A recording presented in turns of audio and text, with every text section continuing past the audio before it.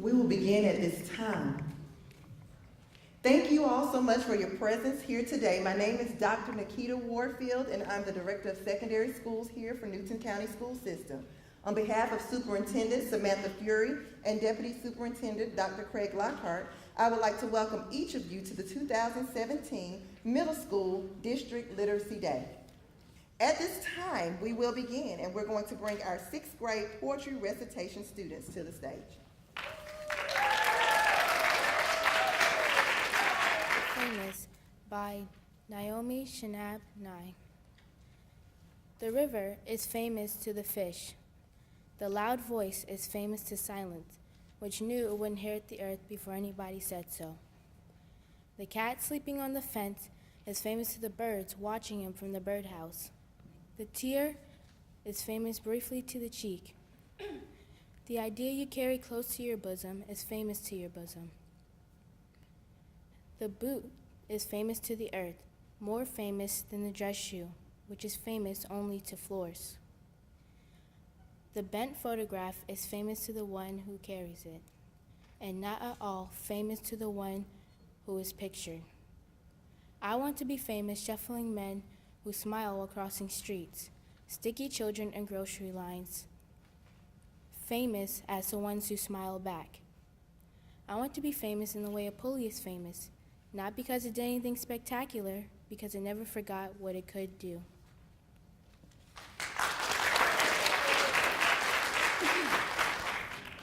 The Pig by Roald Dahl. In England there once lived a big and wonderfully clever pig, and to everybody it was plain that Piggy had a massive brain. He worked out sums inside of his head. There was no book he hadn't read. He knew what made an airplane fly. He knew how engines worked and why. He knew all this, but in the end, one question drove him round the bend. He simply couldn't puzzle out what life was truly all about. What was the reason for his birth? Why had he been placed upon this earth? His giant brain went round and round. Alas, no answer could be found. Until suddenly, one wondrous night, all in a flash, he saw the light. He jumped up like a ballet dancer and yelled, "By gum, I've got the answer. They want my bacon slice by slice to sell at a tremendous price. They want my tender, juicy chops to put in all the butcher shops. They want my pork to make a roast. That's the part that'll cost the most. They want my sausages in strings. They even want my chitterlings. The butcher shop, the carving knife, that's the reason for my life." Such thoughts like these are not designed to give Piggy great peace of mind. Next morning, in comes Farmer Bland, a pail of pig's will in his hand, and Piggy, with a mighty roar, bashes the farmer to the floor. Now here comes the rather grisly bit, so let's not make too much of it, though you must understand that Piggy did eat Farmer Bland. He ate him up from head to toe, chewing the pieces nice and slow. It took him an hour to reach the feet, because there was simply too much to eat. And when he had finished, Pig, of course, felt absolutely no remorse. Slowly he scratched his brainy head, and with a smile, he said, "I had a fairly powerful hunch that he was going to have me for lunch. And so, because I feared the worst, I decided I'd better eat him first."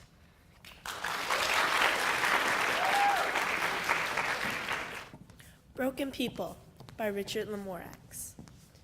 I wish to be with the broken people, the get in your face, challenge me people, the sometimes hidden, sitting in a dark corner kind of people, the don't you love me, I wish you've seen me sort of people. People just being real people, not having to have it all together people, them doing their best to figure it out people, dancing and singing without the smooth moves people. I don't care about the color of their skin or what others think of as their sin. They don't need to be perfect to win. Seeing and listening is where I'll begin. Beyond appearance of fat or thin, I only know what I know. I've never been where they've been. We'll start with our broken smiles. It's the best we've got. It might seem like so little. Still, I think it's a lot. Through life's struggles, we've all fought. Lessons needed learning, experienced, not taught. Real is real. It couldn't be bought. So forget the fake people, the all about perfect hair and clothes people, the I live in the right neighborhood and drive the right car people. It's all about me, top of the hill people. They only hang out with the supremely cool people. Those too important to talk to me people, thinking they're the best of the best kind of people, when all along they are merely sheeple. Buying, thinking they are strong instead of feeble. I love characters, people who are unique. I look under exteriors to gain a peek. Strength of lions, disguised and meek. Unconcerned with fab or being chic. Worth listening to, if allowed to speak. The stories they tell will make your eyes leak. For in the end, we are all broken, stumbling and choking, disguising hurt with our joking, victims of others and their poking. So look close. Maybe you'll see eyes that aren't blank, hearts that aren't empty, who we think of as complicated, in the end, might not be. They might push when others come close, yet they are affectionate, times 3. Each just a bit afraid and broken, all the while wishing and wanting to be a part of something. If only we choose to see, those on the fringes are part of the we. All we have to do is let them be.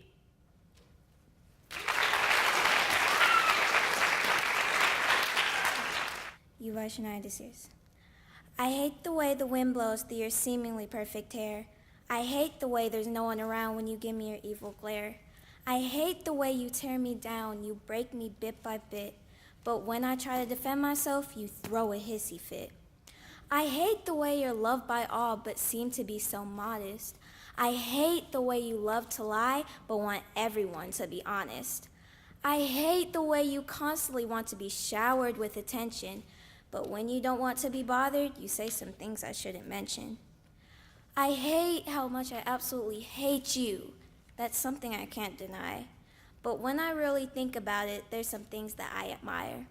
I admire the way you can always smile when your day is not so bright. I admire the way you can sometimes be sensible and point out what's wrong from right. I admire the way you're there sometimes when I'm feeling kind of down. I admire the way you can step down from the throne and give somebody else the crown. I admire how you have so much confidence even when you're hurt by the haters. All you do is shake them off because you can cry about it later. I admire the way you care for people even though they don't care for you. And for the reasons I hate and admire you, there's the things that make you, you. You couldn't be you without your eyes that imitate sparkling waves. You couldn't be you without your smile that can turn heads in every which way.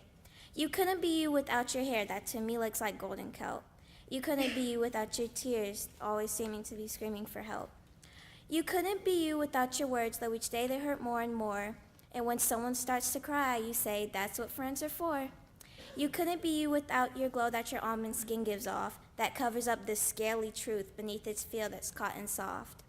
You couldn't be you without your ears that give you everything you need in order to bring out the worst in others, especially your enemies. So now you know the way I feel, and basically everyone else you know, how everyone everywhere sees you from your head down to your toes. But I really hope I didn't hurt or very much offend the one that gives me all mixed up emotions, the one I call my best friend.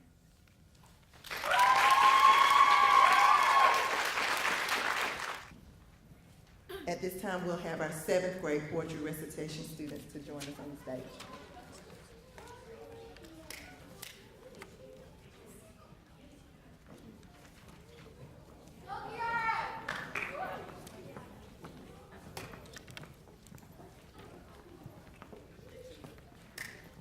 That Crazed Girl by William Butler Yeats.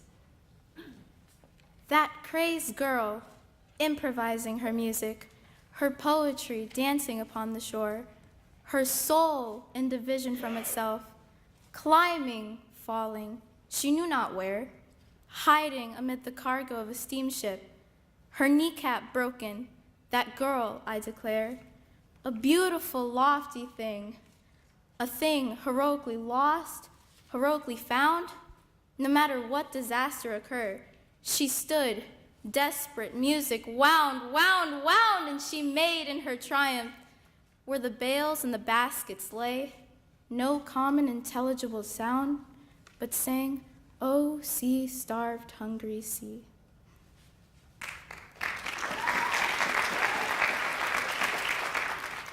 The Supply Teacher by Alan Alberg. Here is the rule for what to do if your teacher ever has the flu, or for some other reason takes her to bed and a different teacher comes instead. When the visiting teacher hangs up her hat, writes the date on the board, does this or that. Always remember you have to say this: our teacher never does that, miss. When you want to change places or wander about, or feel like getting the guinea pig out, never forget the message is this.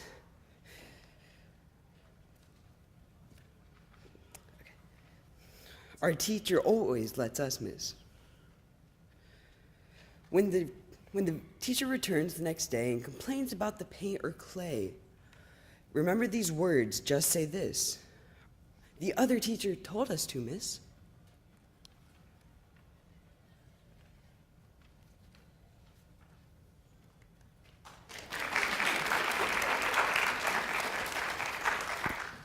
Poems by Billy Collins.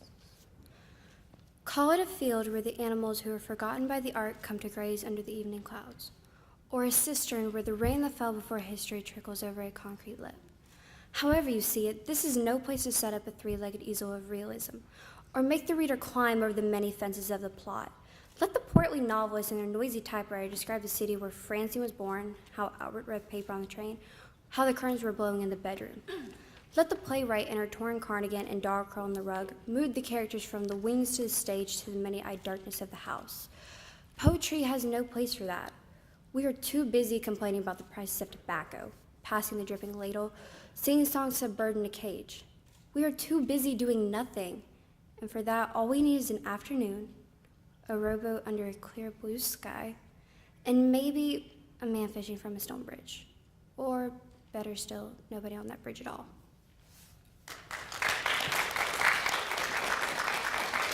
Phenomenal Woman by Maya Angelou. Pretty women wonder where my secret lies. I'm not cute or built to suit a fashion model size. And when I start to tell them, they think I'm telling lies. I say it's in the reach of my arms, the span of my hips, the stride in my step, and the curl of my lips. I'm a woman phenomenally. Phenomenal woman, that's me. I walk into a room just as cool as you please, and to a man the fellows stand or fall down on their knees. and then they swarm around me, a hive of honeybees. I say, it's the fire in my eyes, the flash of my teeth, the swing in my waist, and the joy in my feet. I am a woman phenomenally. Phenomenal woman, that's me. Men themselves have wondered what they see in me. They try so much, but cannot touch my inner mystery. And when I try to show them, they say they still can't see. I say, it's in the arch of my back, the sun of my smile, the ride of my breasts, and the grace of my style. I am a woman phenomenally. Phenomenal woman, that's me. Now you wonder just why my head's not bowed. I don't shout or jump about or have to talk real loud. And when you see me passing, it ought to make you proud. I say, it's the click in my heels, the bend of my hair, the palm of my hand, and the need of my care. 'Cause I'm a woman phenomenally. Phenomenal woman, that's me.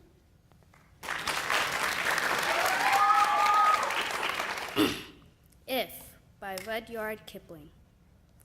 If you can keep your head when all about you are losing theirs and blaming it on you. If you can trust yourself when all men doubt you, but make allowance for their doubting too. If you can wait and not be tired by waiting or being lied about, don't deal in lies. Or being hated, don't give way to hating, and yet don't look too good nor talk too wise.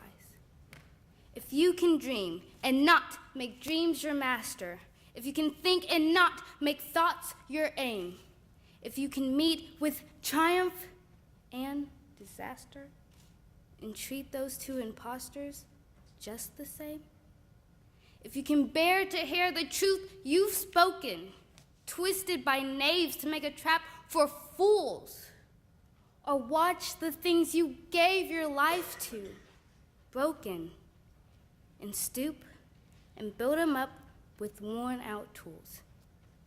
If you can make one heap of all your winnings and risk it in one turn of pitch and toss, and lose, and start again at your beginnings, and never breathe a word about your loss. If you can force your heart and nerve and sinew to serve your turn long after they are gone, and so hold on when there is nothing in you except the will which says to them, hold on. If you can talk with crowds and keep your virtue, or walk with kings nor lose the common touch, if neither foes nor loving friends can hurt you, if all men count with you, but none too much, if you can fill the unforgiving minute with 60 seconds worth of distance run, yours is the earth and everything that's in it. And, which is more, you'll be a man, my son.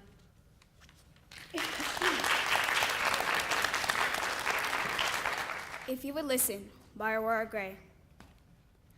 I believe that there is a difference between hearing and listening.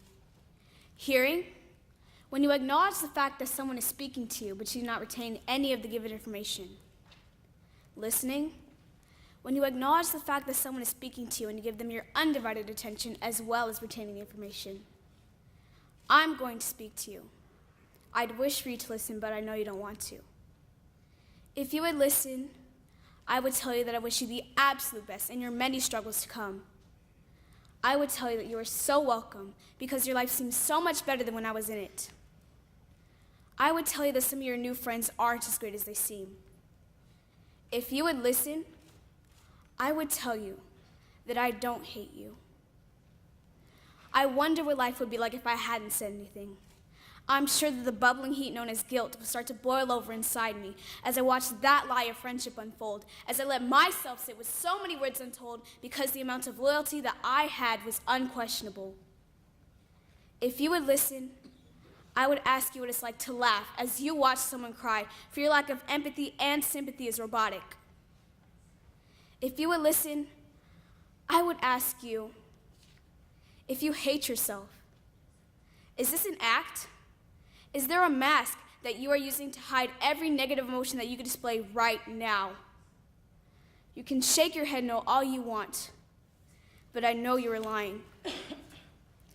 If you would listen, I would ask you if you want to spill my secrets and find some sort of closure, or if you want to go on with a void slowly swallowing you from the inside out. Was there a sense of tunnel vision when you made your decision? I'm going to leave you with a question. Were you hearing me or listening to me?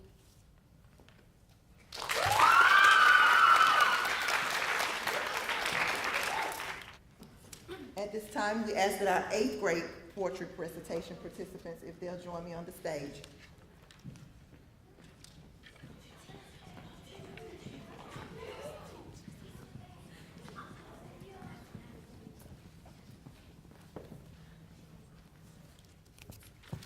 If, by Rudyard Kipling. If you could keep your head when all about you are losing theirs and blaming it on you. If you can trust yourself when all other men are doubting you, but you make allowances for their doubting too. If you can wait and not be tired by waiting, or being lied about, don't deal in lies, or being hated, don't give way to hating, and yet don't look too good nor talk too wise. If you can dream and not make dreams your master. If you can think and not make thoughts your aim. If you can meet with triumph and disaster and treat those two impostors just the same. If you can bear to hear the truths you've spoken, twisted by knaves to make a trap for fools, or to watch the things that you gave your life to broken, and you must stoop and build them up with worn out tools. If you can make one heap of all your winnings and risk it all on one turn of pitch and toss, and lose and start again at your beginnings, and never breathe a word about your loss. If you can force your nerve, your heart, and sinew to serve your turn long after they are gone. So hold on when there is nothing in you except the will which says to them, hold on. If you can talk with crowds and keep your virtue, or walk with kings nor lose the common touch. If neither foes or loving friends can hurt you, if all men count on you, but none too much. If you can fill the unforgiving minute with 60 seconds worth of distance run. Yours is the earth and everything that is in it. But which is more, you'll be a man, my son.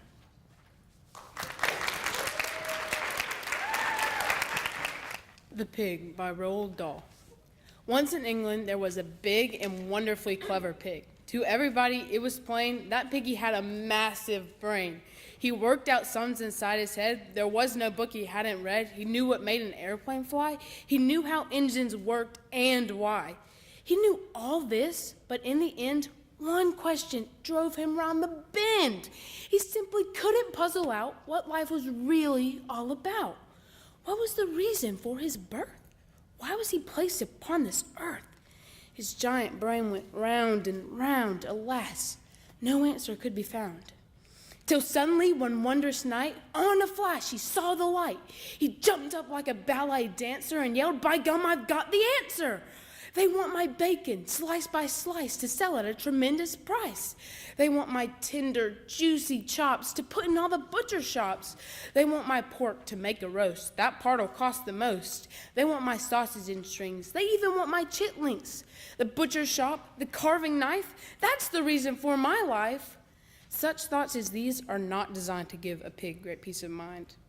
Next morning, in comes Farmer Bland, a pail of pig's well in his hand. And Piggy, with a mighty roar, bashed the farmer to the floor. Now comes the rather grisly bit, so let's not make too much of it. Except you must understand that Piggy did eat Farmer Bland. He ate him up from head to toe, chewing him to pieces nice and slow. It took an hour to reach the feet because there was so much to eat. And when he finished, Pig, of course, felt absolutely no remorse. He slowly scratched his brainy head and with a little smile he said, "I had a rather powerful hunch that he might have me for his lunch. And so, because I feared the worst, I thought I'd better eat him first."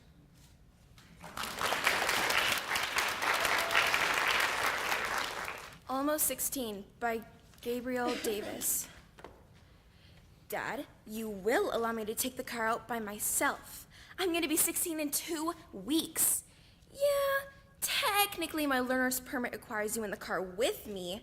Technically, I have to wait 2 weeks to get my license, but you know I can drive. You told me I'm better than Mom. I can 3-point turn, parallel park, and I observe the traffic laws like a religion. So it's not like irresponsible to let me drive because, you know, I'm awesome at it. God, this is so unfair. I hate you. You're going to ruin me socially. The coolest girls in freshman year. The ones whose parents are all probably making huge donations at Mom's gala tonight. The ones who live in the big houses on the hill and won't talk to me. They started talking to me. Because they needed a ride to the dance. And I'm like, I can take you. And they're like, you're 16? And I'm all, yeah. And they said, cool. And I'd been eating lunch with them every day this week. And they're all so excited. It was well thought out. You and Mom were supposed to be at your gala thing tonight. You weren't supposed to be stuck at home with this stupid fever. If I let them down. If I don't get in that car right now and bring them to that dance. I'm dead, or might as well be. They will make it their life's work to ruin me. I will be marked, mocked, and probably shunned. My entire high school experience will become hell. So I'm begging you, just go to sleep. You have a fever, you know.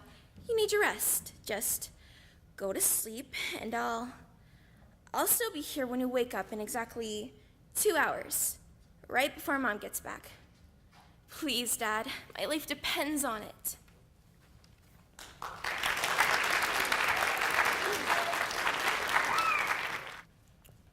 I wasn't the only kid who grew up this way. Surrounded by people who used to say that rhyme about sticks and stones as if broken bones hurt more than the names we got called, and we got called them all. So we grew up believing no one would ever fall in love with us, that we'd be lonely forever, that we'd never meet someone to make us feel like the sun was something they built for us in their tool shed. So broken heartstrings bled the blues as we tried to empty ourselves out. We would feel nothing, don't tell me. That hurts less than a broken bone. That an ingrown life is something surgeons can cut away, that there's no way for metastasize. It does. She was 8 years old. Our first day of grade 3 when she got called ugly. We both got moved to the back of the class so we would stop getting bombarded by spitballs, but the school halls were a battleground where we found ourselves outnumbered day after wretched day. We used to stay inside for recess because outside was worse. Outside, we had to rehearse running away, learn to stay still like statues, giving no clues that we were there. And in grade 5, they taped a sign to the front of her desk that read, "Beware of dog." To this day, despite a loving husband, she doesn't think she's beautiful because of a birthmark that takes up less than half of her face. Kids used to say, she looks like a wrong answer that someone tried to erase but couldn't quite get the job done, and they'll never understand that she's raising 2 kids whose definition of beauty begins with the word mom, because they see her heart before they see her skin, because she's only ever always been amazing. He was a broken branch, grafted onto a different family tree, adopted not because his parents opted for a different destiny. He was 3 when he became a mixed drink of 1 part left alone and 2 parts tragedy. Started therapy in 8th grade. Had a personality made of a test and pills, lived like the uphills or mountains and the downhills or cliffs, 4/5 suicidal, a tidal wave of antidepressants, and an adolescence of being called pauper. 1 part because of the pills, 99 parts because of the cruelty. He tried to kill himself in grade 10. When a kid who could still go home to mom and dad had the audacity to tell him, get over it. As if depression is something that can be remedied by any of the contents found in the first aid kit, to this day, he is a stick of TNT lit from both ends, could describe to you in detail the way the sky bends in the moments before it's about to fall. And despite an army of friends who all call him an inspiration. He remains a conversation piece between people who can't understand. Sometimes becoming drug-free has less to do with addiction and more to do with sanity. We weren't the only kids who grew up this way. To this day, kids are still being called names in classes for, hey stupid, hey spaz. Seems like each school has an arsenal of names getting updated each year. And if a kid breaks into school and no one around chooses to hear, do they make a sound? Or there's just some background noise, the soundtrack stuck on repeat, when people say things like, kids can be cruel every school was a big top circus hit. And the pecking order from acrobats to lion tamers, from clowns to carnies, all of these were miles ahead of who we were. We were freaks. Lobster claw boys and bearded ladies, oddities, juggling depression and loneliness, playing solitaire, spin the bottle, trying to kiss the wounded parts of ourselves and heal. But at night, while the others slept, we kept walking the tightrope. It was practice, and yes, some of us fell. But I want to tell them that all of this is just debris. Left over from when we finally decided to smash all the things we thought we used to be. And if you can't see anything beautiful about yourself, get a better mirror. Look a little closer. Stare a little longer, because there's something inside you that makes you keep trying. Despite everyone who told you to quit, you put a cast on your broken heart, you signed it yourself, you signed it. They were wrong. Because maybe you didn't belong to a group or clique. Maybe they decided to pick you last for basketball or everything. Maybe you used to bring bruises, broken teeth to show and tell, but never told. Because how can you hold your ground if everyone around you wants to bury you beneath it? You have to believe that they were wrong. They have to be wrong. Why else will we still be here? We grew up learning to cheer on the underdog because we see ourselves in them. We stem from a root planet in the belief that we are not what we are called. We are not abandoned cars stalled out and sitting empty on some highway. And if in some way we are, don't worry. We only got out to walk and get gas. We are graduating members of the class, and we made it. Not the faded echoes of voices crying out, names will never hurt me. Of course they did. But our lives will only ever always continue to be a balancing act. That has less to do with pain, and more to do with beauty. Thank you.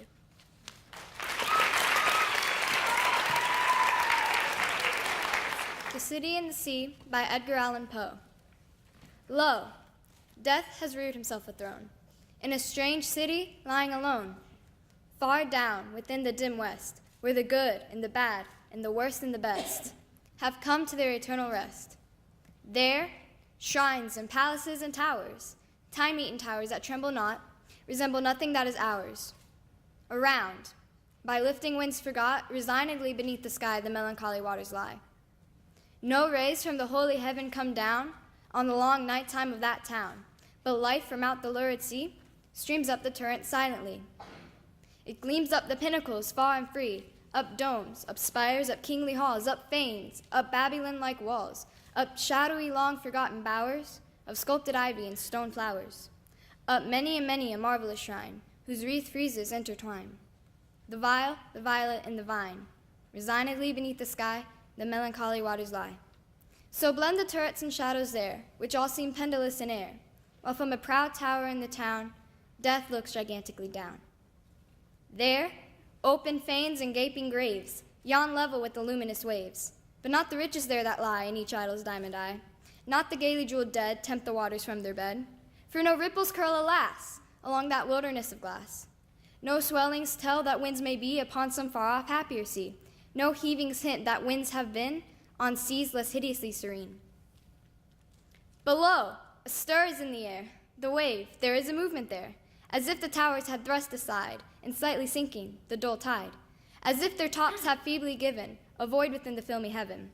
The waves have now a redder glow, the hours breathing faint and low, and when, amid no earthly moans, down, down that town shall settle hence, hell, rising from 1,000 thrones, shall do it reverence.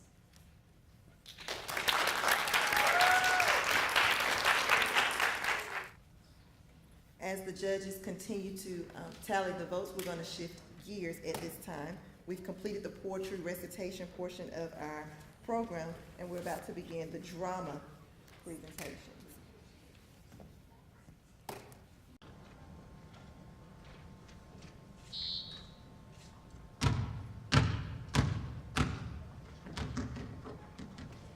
Hey, Reggie. Hey, Reggie. Hey, there you go.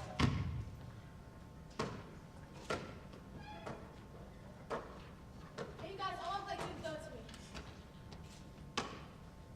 Hey, look what I can do. My cousin told me a few weeks ago. But don't laugh. I'll get it. Just wait for this. I'll be no like brother. I'm straight out. Reggie, you're always showing up. Jeez. That's how it goes. Man, I don't even know why you bothered. You don't go to gym class. I should work hard. Man, it's so low. Hey, you guys, hey up. Let me check. What is that? Hey, George, you want to play? George, you won't play. George, you boys, you put in your pie. Hey, Melinda, cut it out. Hey, Reggie, let's make you away from Melinda. Guys, you know I don't like that. Quit it, seriously. Hey, you know I don't like it.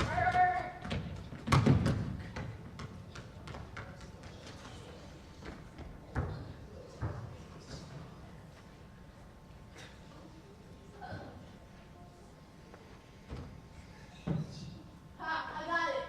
Hold on for a minute.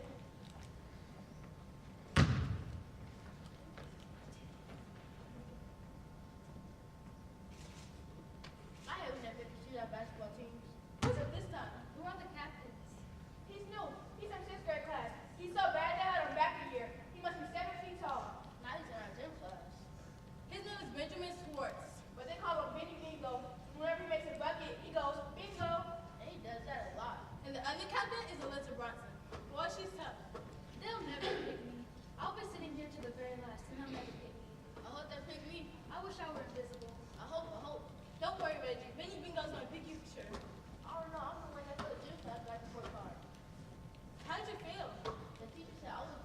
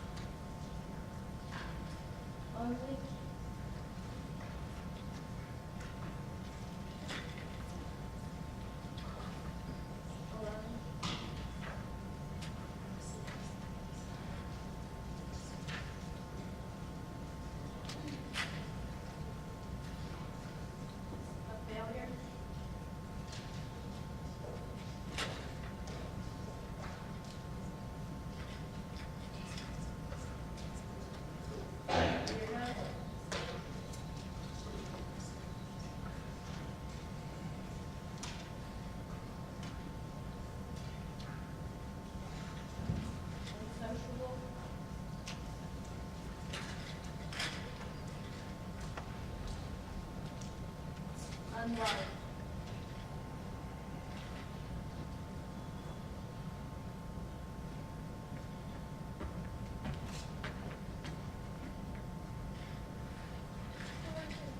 I'm you, from the past.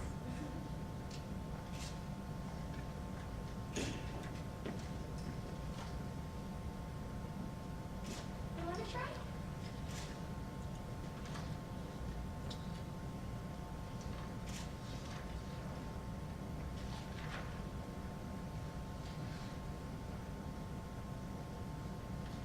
Liz?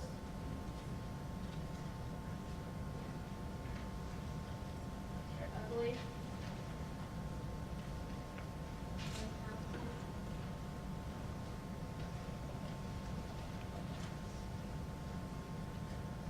Stupid.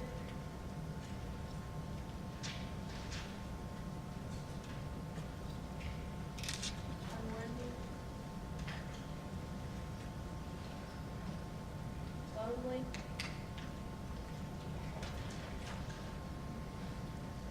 Alone.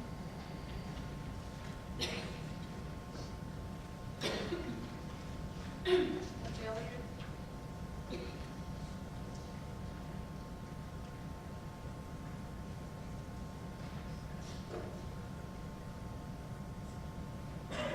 Weird. Unsociable. Worthless. Unloved. No, that's not true. Didn't matter too.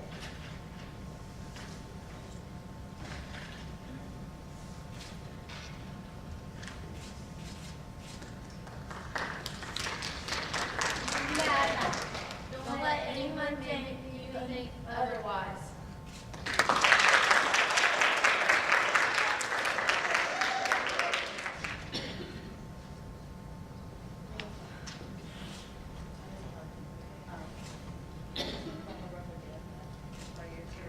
I know, but I have things to do behind the fight. I can't sit back here all day. Well, those have to wait because you don't have a choice. I can't take it anymore. I have to get out of here.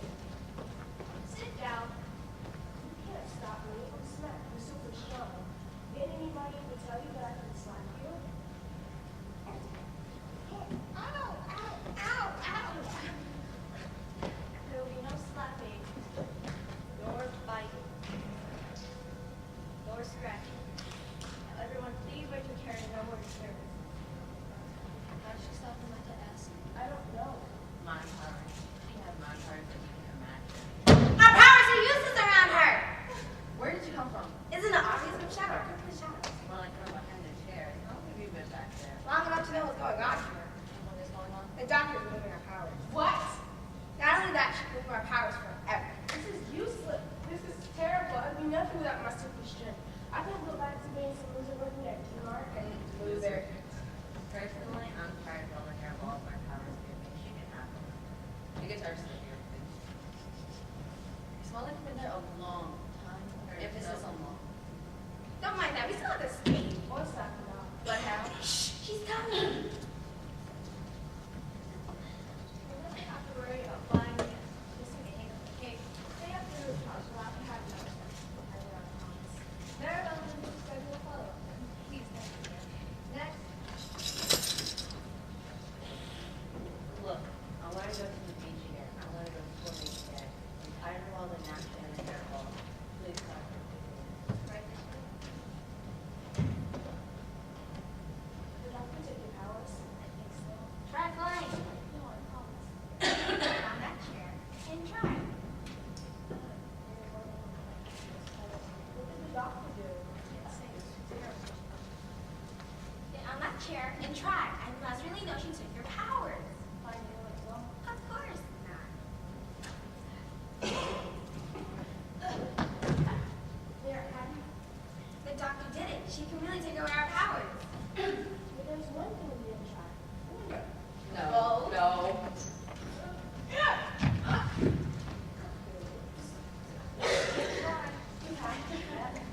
Yes, I did. We didn't have to make your powers really gone. She fell out of a chair trying to fight. Did you have to do that? She lived on another baby. She'll live. Whatever. Anyway, what about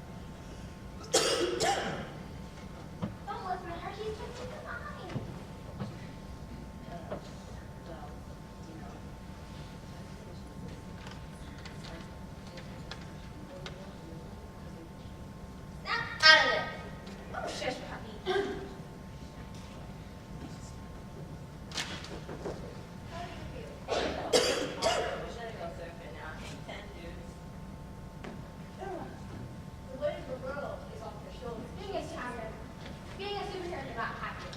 What is it about? It's about changing the world and making it a better place. And have you changed the world? Is it a better place? Well, not yet. You know, you don't have to have superpowers to change the world. Ordinary people can make a difference too. Ordinary people? What about teachers, nurses, or police officers? They don't make a difference.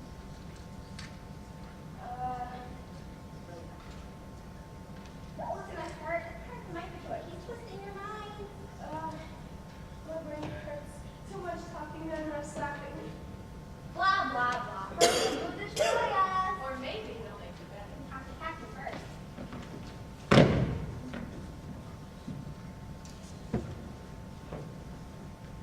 So who's next? The world will feel this. It's time for the world to solve their own problems. Before I started reading them, I always wanted more and more. I think it's like really hard to ever see. Supers are the ultimate codependents, always looking for problems and never happy if there's no price on them. Getting themselves involved with demanding citizens who can't appreciate it can never do enough. It's true. It's never enough. Come in. We can take care of all of this for you. No more stress, no more worry. You guys are insane. They're gonna get into themselves in so much trouble. We're gonna lose power in the room. We can't take anymore. What's gonna go on next?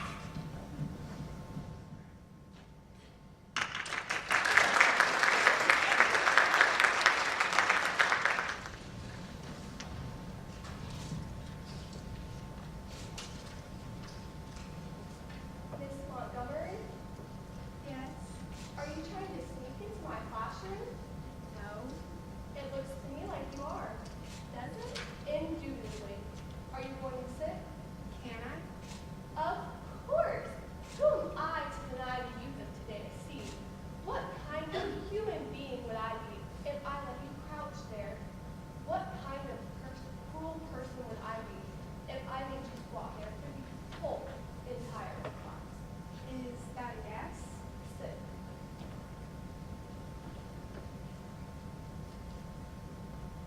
What time is it, Miss Montgomery? I don't know. Well, look at the clock. We're very lucky to have been provided with timepieces in each classroom.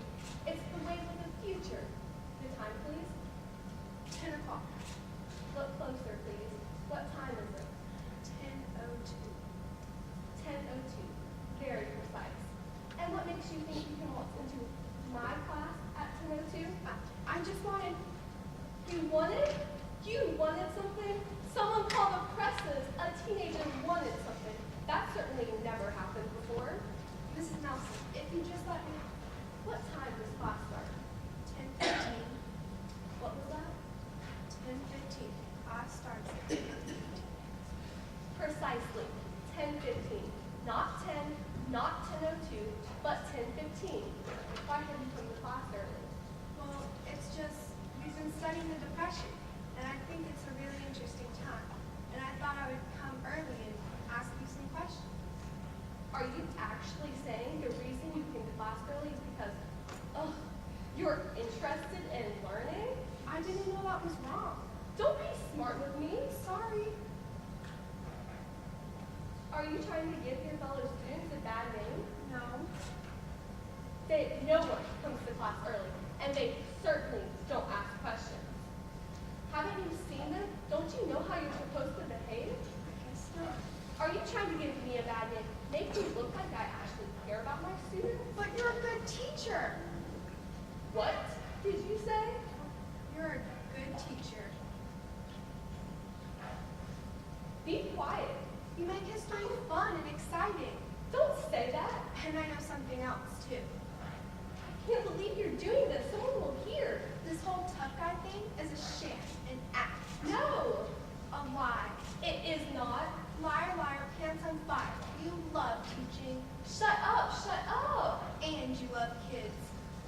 Ah! You do care about your students.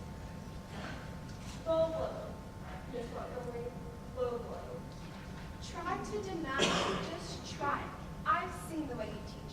You're the best teacher I've ever had, and I don't care who knows it. Mrs. Nelson's a good teacher. Enough, no more.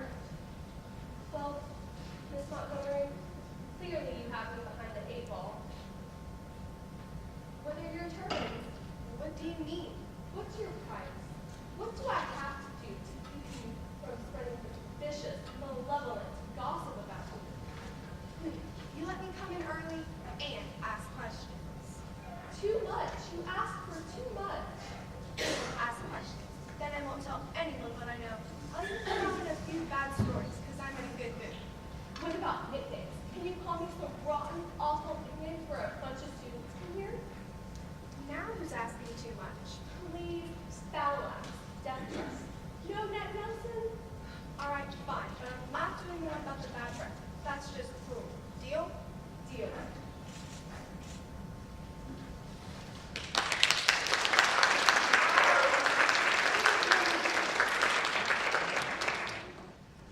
Mom, I put the dishes in the dishwasher just like that. I'm going outside to play. Did you finish your chores? Both of them. Most of them? I already told you. You put the dishes in the dishwasher. Yes, and it was exhausting. Can I go outside and play now? Did you clean your room? I cleaned it last Saturday. You're supposed to clean it every Saturday. Please get some again. It won't take you long. And then when you get all the stuff up, you can rest it anyway for yourself. All right. That's my girl. Oh no, my room is a mess. Mom, this is going to take forever. Then you better get started. Fine. First, I better pick up my argument. March 2, 3, 4. 1, 2, 3, 4. And now go to a uniform collection. You guys can use my back on the shelf back to where you belong.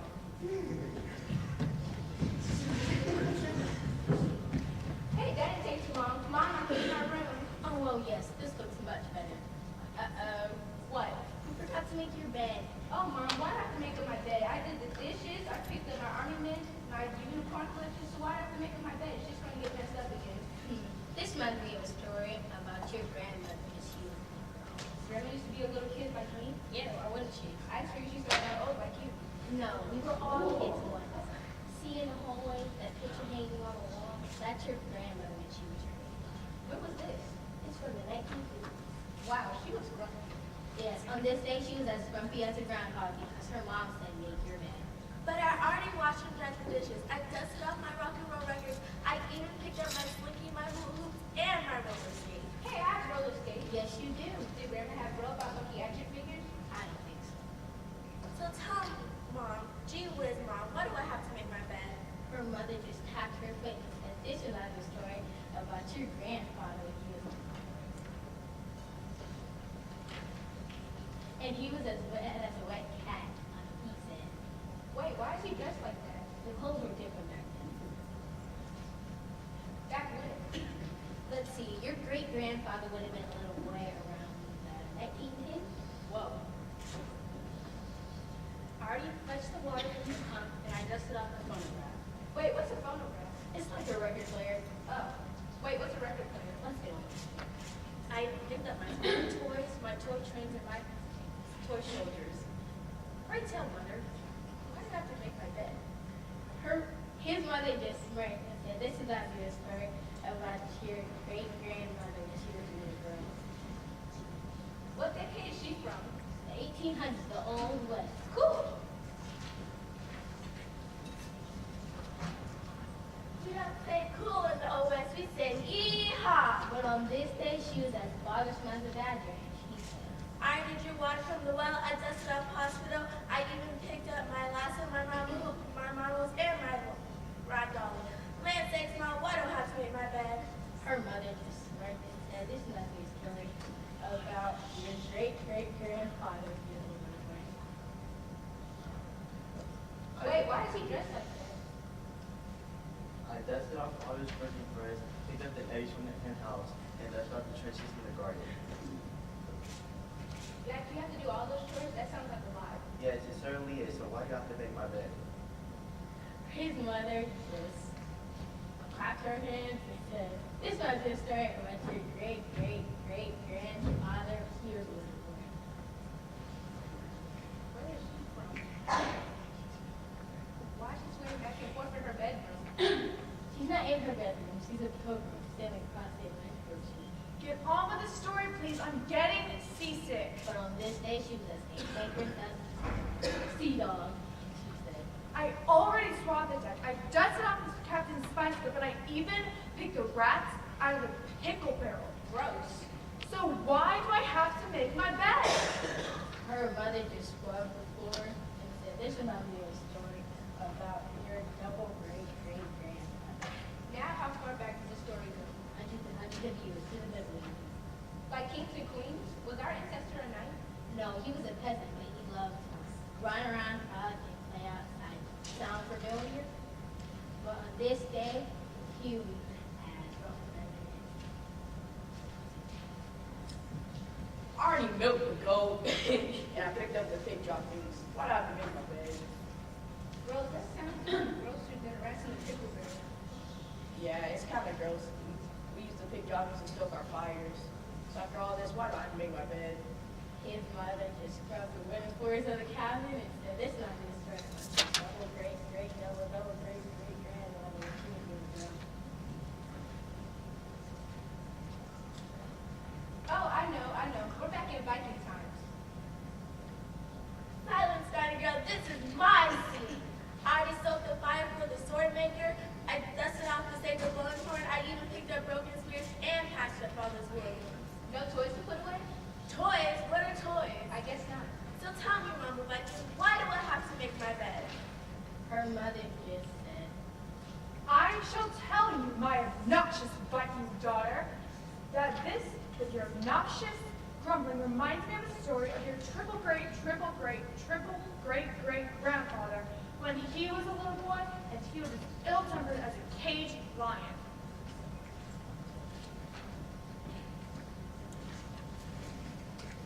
Make way. Gladiators coming through now.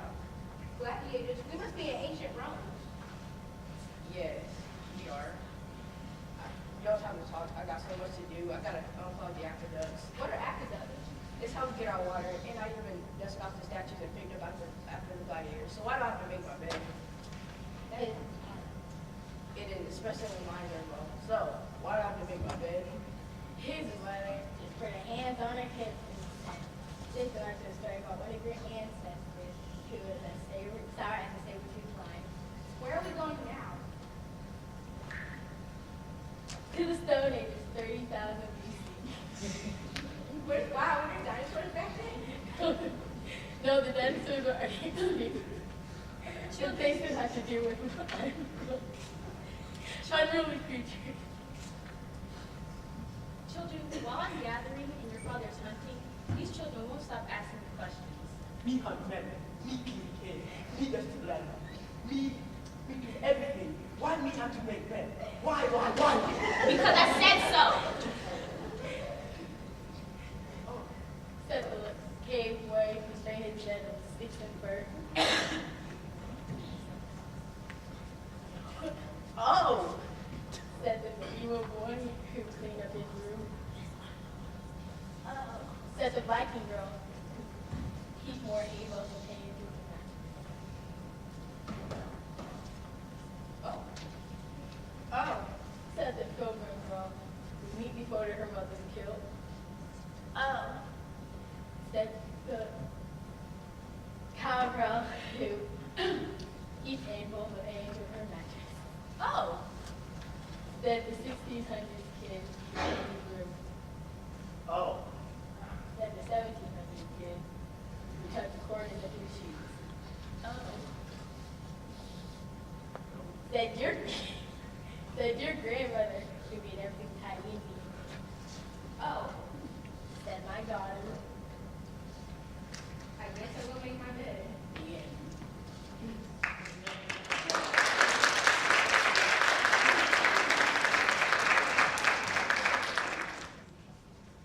What?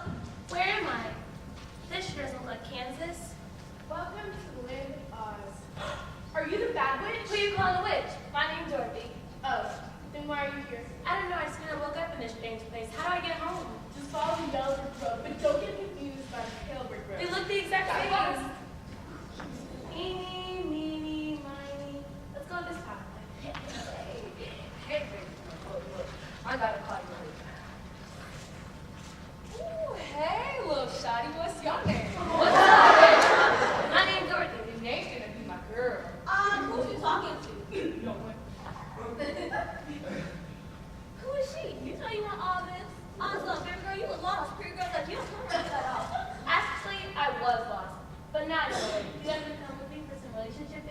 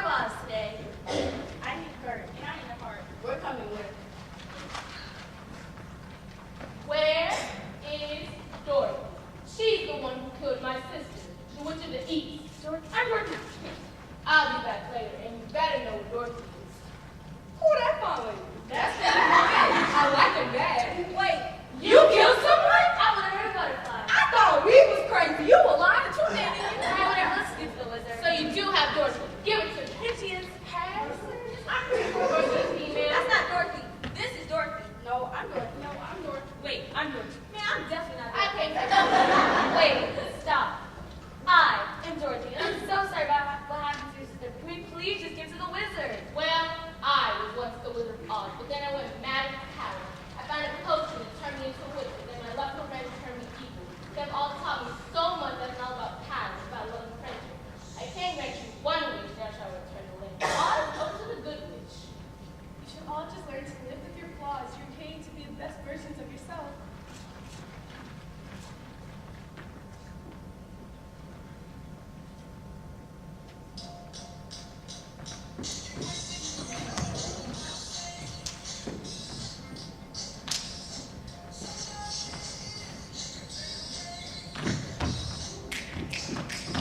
Alright guys, what's the one wish gonna be? Our wish is for you to take Dorothy home. Really? You do that for me? Well, Dorothy is just dreaming. All you have to do is click your heels together 3 times to go home. Wait, so you're telling me that all I have to do is click these cheap plastic shoes to get home? Yes, go ahead. Okay. Bye, Dorothy. We'll miss you. Not me. Adios. Bye. And don't come back. Wait, why'd you do that? There was a fly on her face.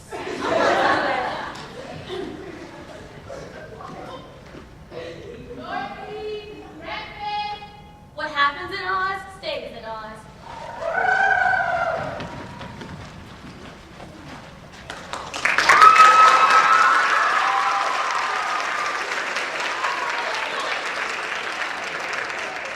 And we're going to start with our 7th grade Ready Writing participants. If our 7th grade students would please join me on the stage.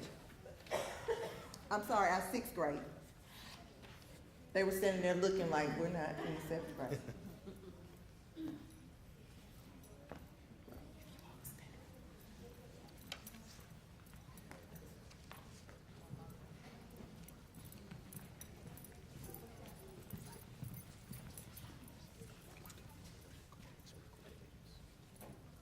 Dylan Lawler from Clements Middle School, less time in front of the TV.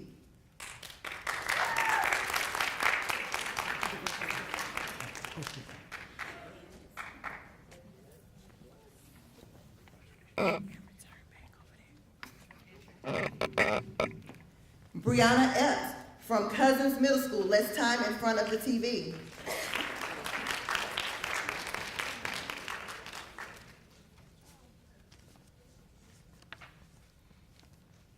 And all students in the 6th grade Ready Writing category, they all wrote about less time in front of the TV. From Indian Creek Middle School, Alexis Quarles.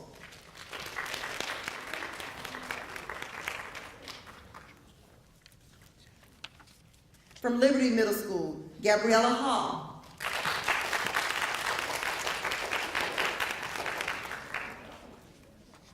From Newton County Theme School, Huda Asker.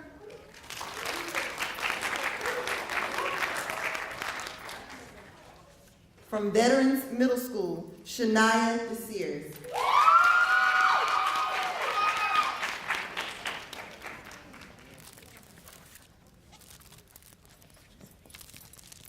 And our runner-up for 6th grade Ready Writing is Huda Asker.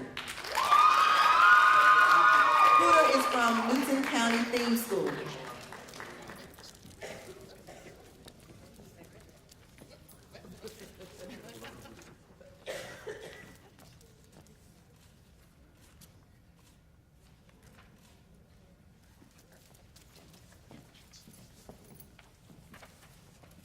And our 6th grade winner for Ready Writing is Shania DeSears from Veterans Middle School.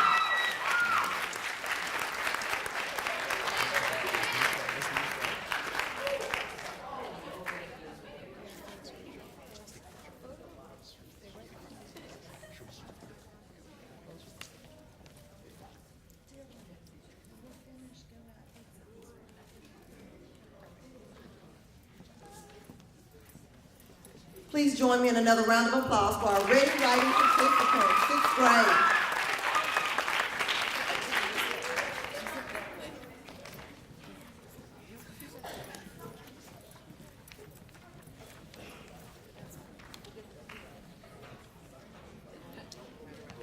Our 7th grade Ready Writing participants are joining us on the stage at this time. From Clements Middle School, Brianna Jones.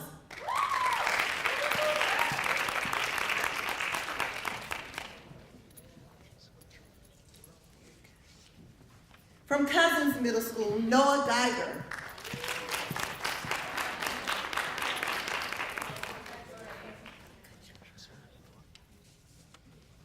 From Indian Creek Middle School, Nolan Pollard.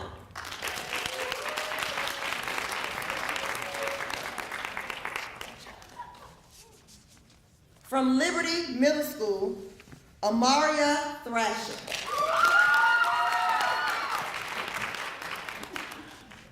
From Newton County Theme School, J. Money Parker.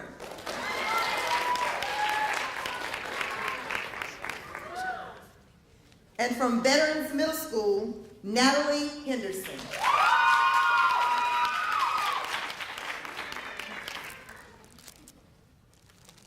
And our runner-up for 7th grade is from Cousins Middle School,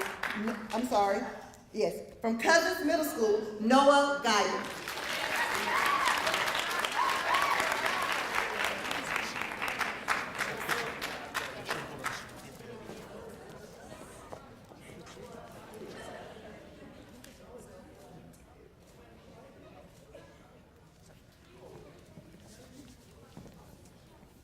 And our winner is J. Money Parker from Newton County Theme School.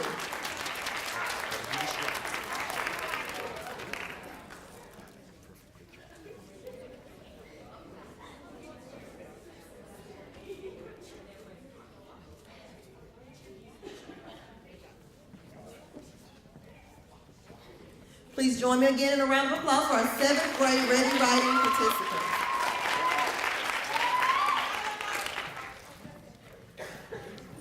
Our 8th grade students, please join us on the stage.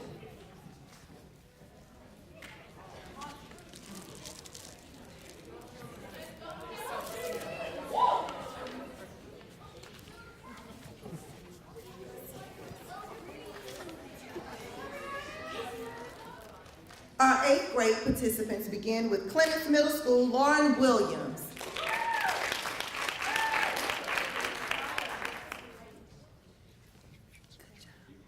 From Cousins Middle School, Alyssa Therian.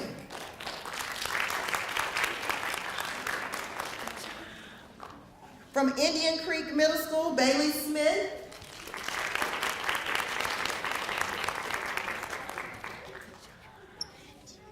From Liberty Middle School, Brianna Francis McClain. Good job. From Newton County Theme School, Casiana Hunt.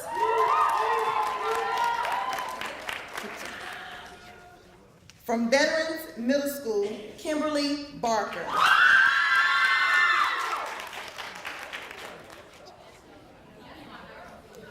And the runner-up for 8th grade ready writing is Casiana Hunt from Newton County Theme School.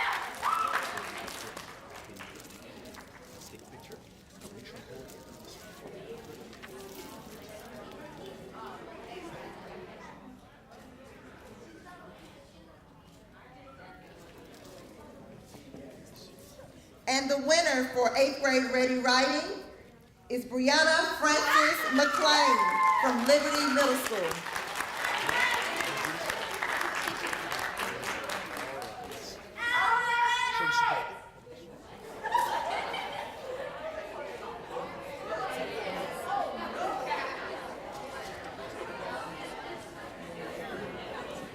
Once again, we celebrate our 8th grade ready writing participants.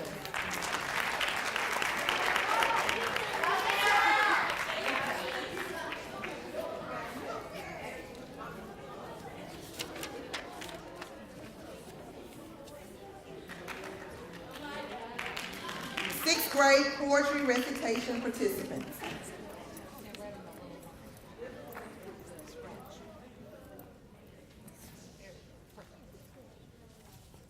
From Cousins Middle School, Jemiah Byrne.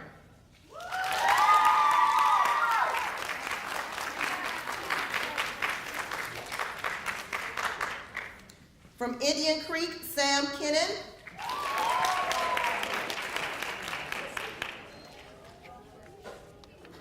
From Liberty Middle School, Casey McBride. From Newton County Theme School, Amaya Williams.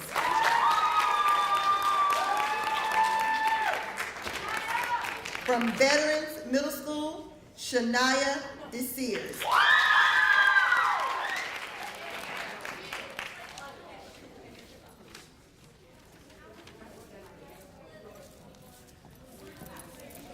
And the runner-up for poetry recitation for 6th grade is Shania DeSears from Veterans Middle School.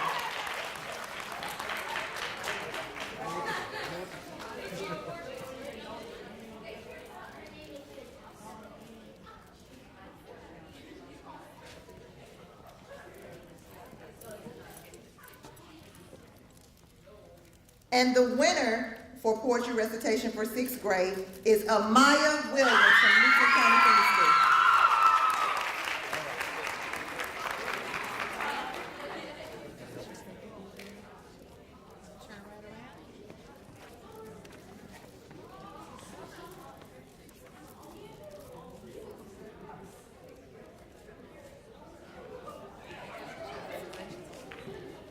Once again, join us in an applause for our 6th grade poetry recitation students.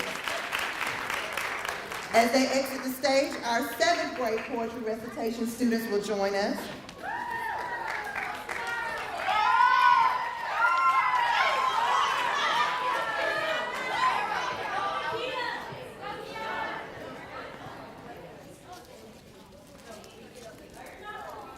From Clements Middle School, Kiara Chi.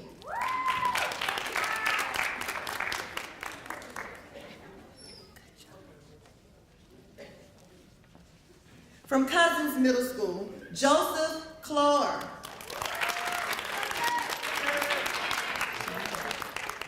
From Indian Creek Middle School, Nicole Andrews.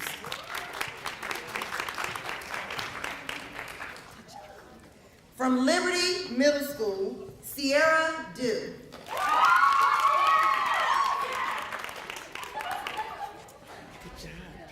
From Newton County Theme School, Dakia Knight.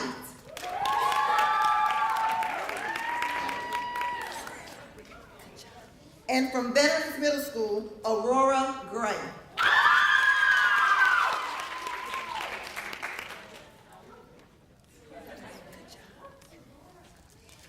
And our runner-up for 7th grade poetry recitation is Dakia Knight from Newton County Theme School.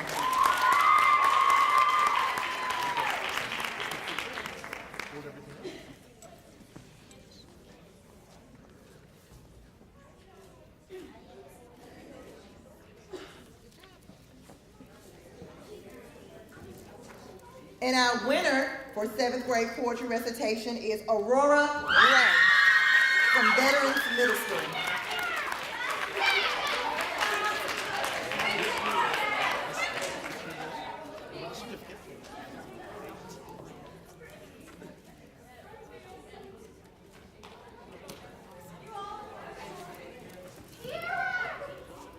Please join us in a round of applause again for our 7th grade poetry recitation participants. Students, you may exit to our left, and we ask that 8th grade poetry recitation participants join us on the stage.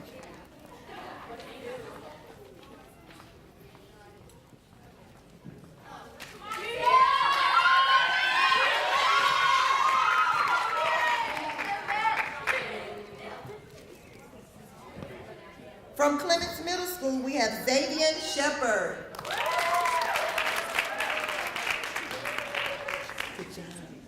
From Cousins Middle School, we have Matthew Walker.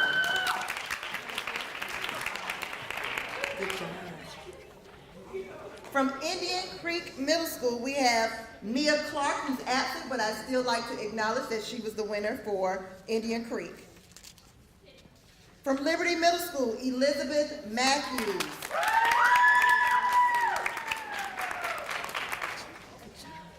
From Newton County Theme School, Tia Perry.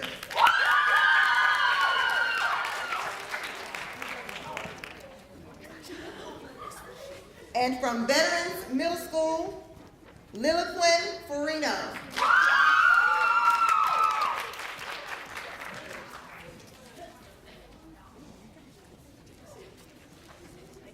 And our runner-up for 8th grade poetry recitation is Liliquin Farino from Veterans Middle School.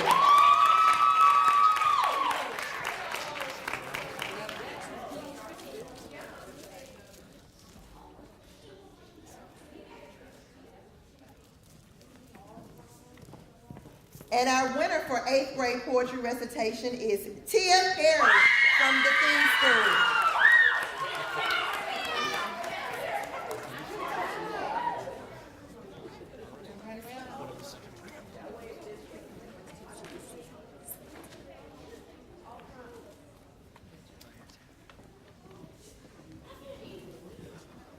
Once again, join us in a round of applause for our 8th grade poetry recitation students.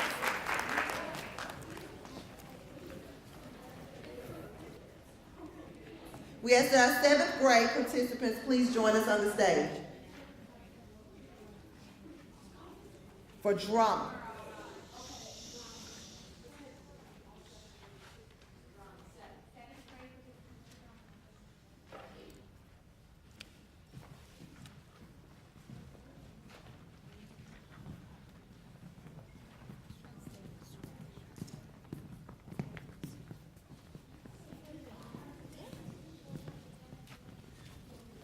From Clements Middle School, we have Victor Piggy, Kendall Maddox, Savannah Massey, and Isaiah Thornton.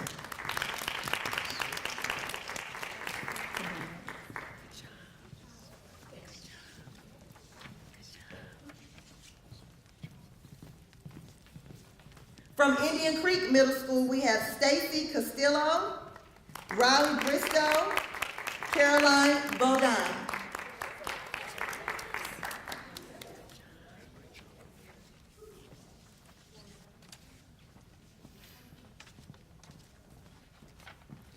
And from Liberty Middle School, we have Jay Cardoza, Sarah Fredericks, Cameron Jordan, Madison Stewart, Leilani Goring, and Kalir McAllister.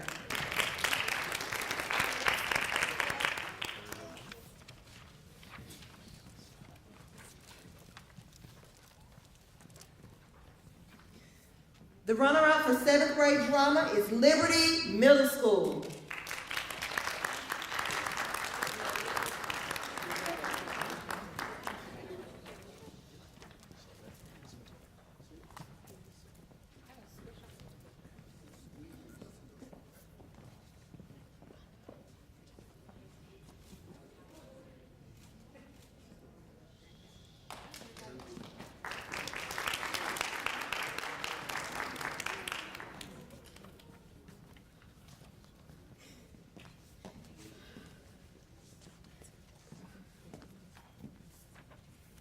And our winner for 7th grade drama is Clements Middle School.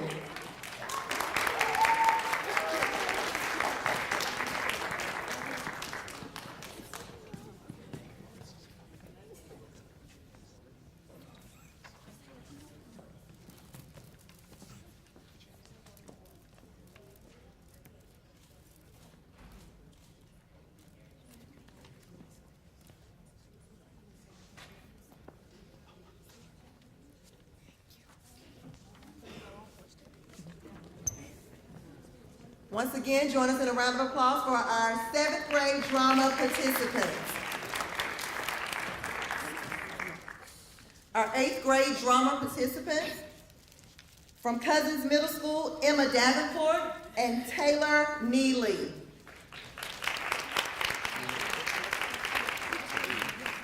For the theme school, Aaliyah Hill, Sanaya Reese, Nolan McCamey, Sienna Saunders,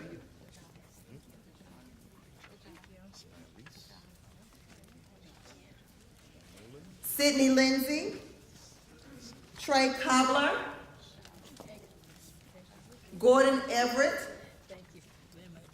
and Gigi Kniff.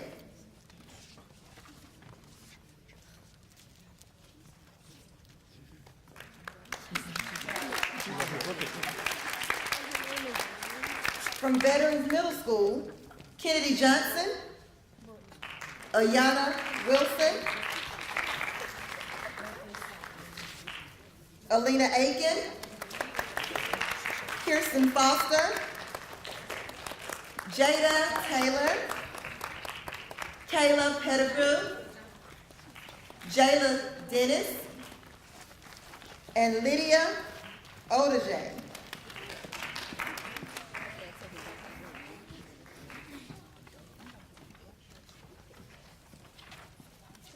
And our runner-up for 8th grade drama is Cousins Middle School.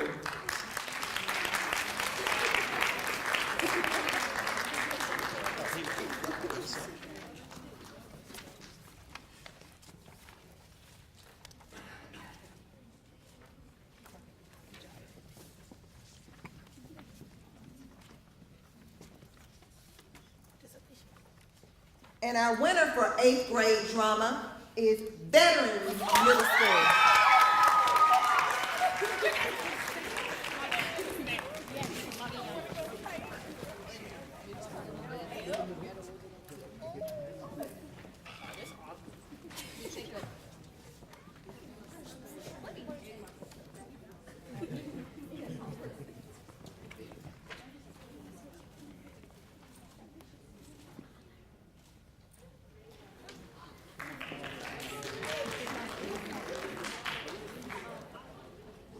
Once again, join us in applause for all of our student participants.